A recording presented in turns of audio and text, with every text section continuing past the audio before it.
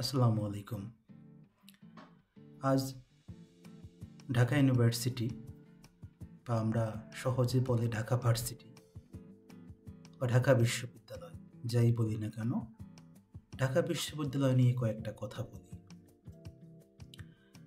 একটা ঘটনার কথা উল্লেখ করি।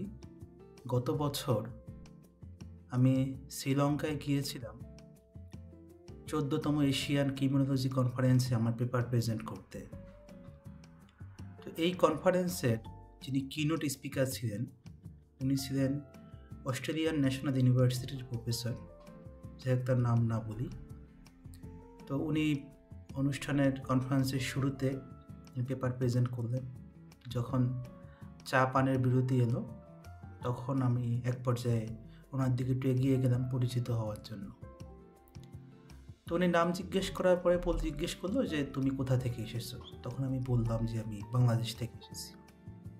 তো বললো তুমি কি ঢাকা ইউনিভার্সিটির বা ঢাকা ভার্সিটির পড়াশোনা করেছো কিনা। তো আমি বললাম হ্যাঁ, আমি ঢাকা ভার্সিটিতে পড়াশোনা করেছি। তো এই কথা বলার সঙ্গে সঙ্গে উনি আমার হাতটি ধরে ফেললেন, ধরে ঠিক এক পাশে নিয়ে গেলেন, নিয়ে গিয়ে বললেন যে তুমি জানো 60-এর দশকে ঢাকা ভার্সিটি এমন একটা পর্যায়ে ছিল, অস্ট্রেলিয়ার কোনো ইউনিভার্সিটি ছিল না যারা ঢাকা ভার্সিটির সমকক্ষ ছিল। কিন্তু এখন দেখো তোমাদের অনেক ছেলেপুলে প্রতি বছর আমাদের অস্ট্রেলিয়াতে পড়াশোনা করতে আসে।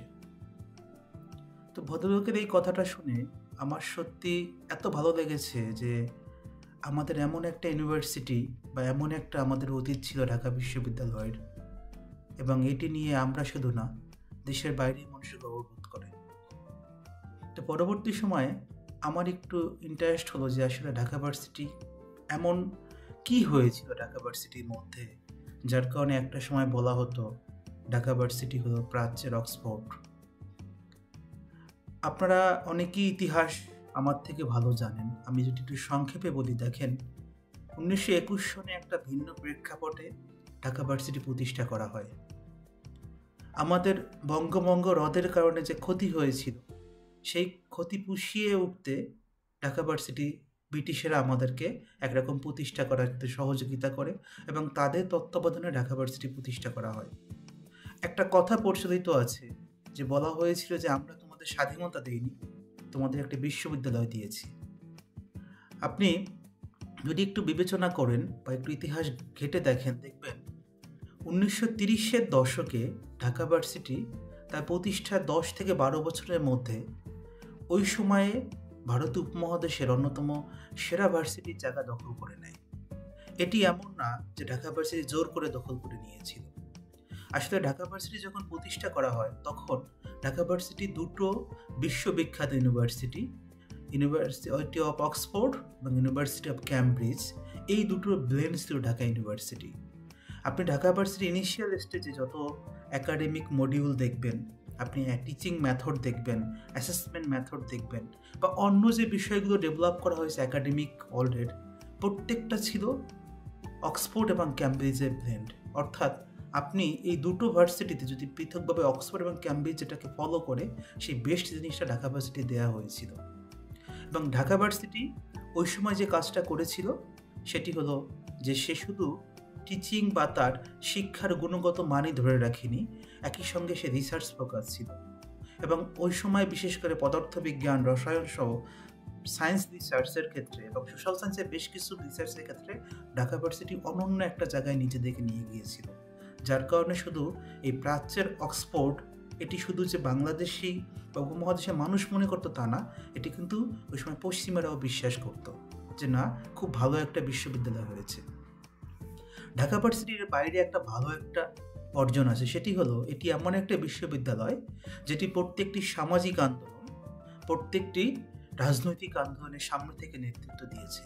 আপনি পৃথিবীর ইতিহাসে অনেক বড় বড় নাম করা ইউনিভার্সিটি পাবেন, কিন্তু খুব কম ইউনিভার্সিটি পাবেন ঢাকা ভার্সিটির মতো, যারা একটি দেশের এই রকম ক্রান্তিকালে সবসময় নেতৃত্বের আসনে চলে এসেছে। আপনি যদি ধরেন যে আমাদের প্রতিষ্ঠার পর থেকে বড় ইভেন্টস, যে দেশভাগ, ইন্ডিয়া এবং পাকিস্তানের জন্ম হওয়া, এই আন্দোলনের নেপথ্যে এখানে যা কিছু তৈরি করা হয়েছে সেখানে ঢাকা ভার্সিটির বড় একটা অবদান ছিল।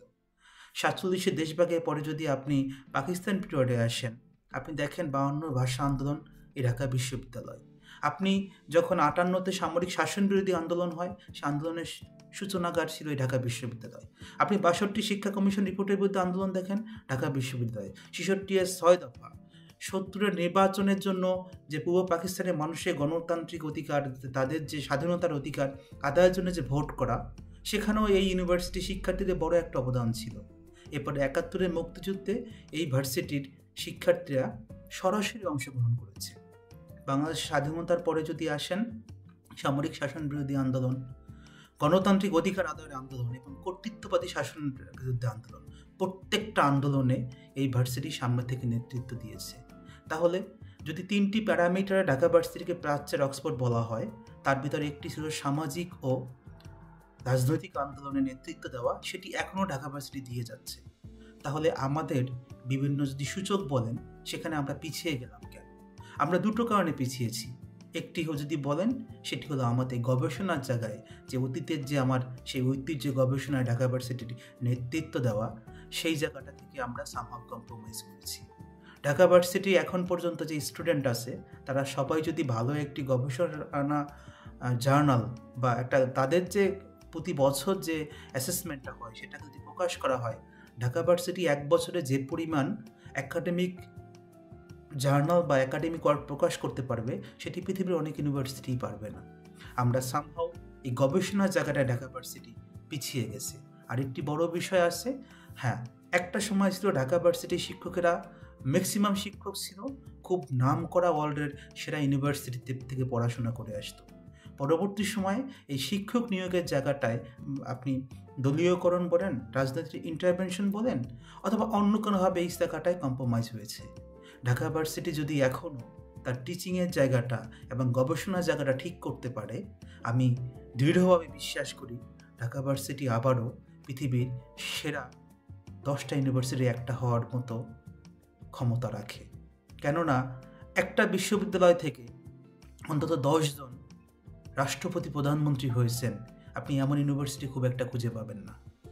এবং বাংলাদেশের প্রত্যেকটি আন্দোলনে, প্রত্যেকটি সংগ্রামে, প্রত্যেকটি অর্জনে ঢাকা ভার্সিটির সামনে থেকে নেতৃত্ব দিতে হয়েছে, সামনে এগোতে হয়েছে।